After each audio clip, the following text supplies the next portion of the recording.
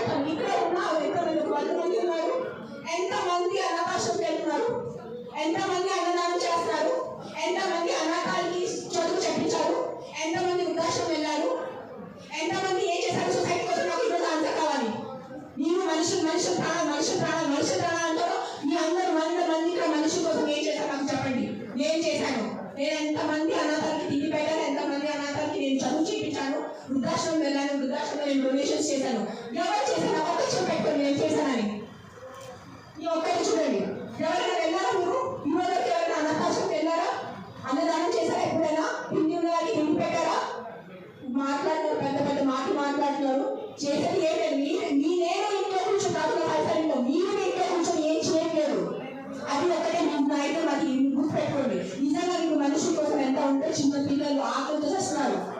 మీరు ఆ చిన్న చనిపోతున్న చిన్న పిల్లలు ఆకలితో ఆ కళ్ళు చూసి ఉన్నారా? How can a child die of hunger? ఒక చిన్న పిల్ల ఆకలి తెలిసేస్తుంది చెప్పండి నాకు. హౌ? మన దగ్గర అంత అన్నం లేదా, మన దగ్గర అంత డబ్బు లేదా ఈ ప్రపంచంలో? ఎక్కడ ఎవరైనా చెప్పండి. నాకంటే నేను చేస్తాను, నాకు తెలుసు, నా పక్కన ఉన్న వాళ్ళకి తెలుసు. నేను ఎంత చిన్నప్పటి నుంచి చేస్తాను, ఈ రోజు కాదు.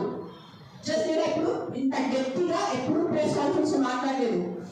నేను పర్సనల్ గా వెళ్ళి నేను అనాథాశ్రమంలో వారికి నా ఇష్టం ప్రకారం తిండి పెట్టుకోను. ఒక 20 మంది 50 మెంబర్స్ ఉండే ఆ పిల్లల్ని నేను అడుగుతాను, బాబు నీకు ఏం తినాలి, నా దగ్గర ఎడిస్తుంది.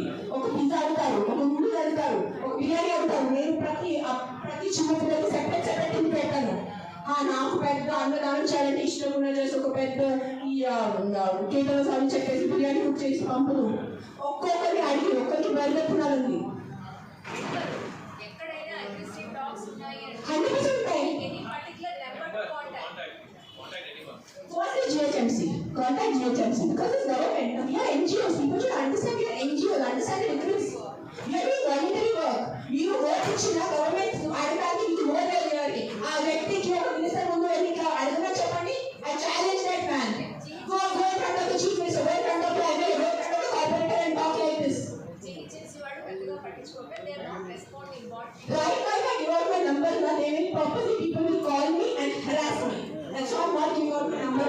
Google it, you will find it. You send me a video of the dog, you send me a video of the locality, you send me the problem, I will deal with it.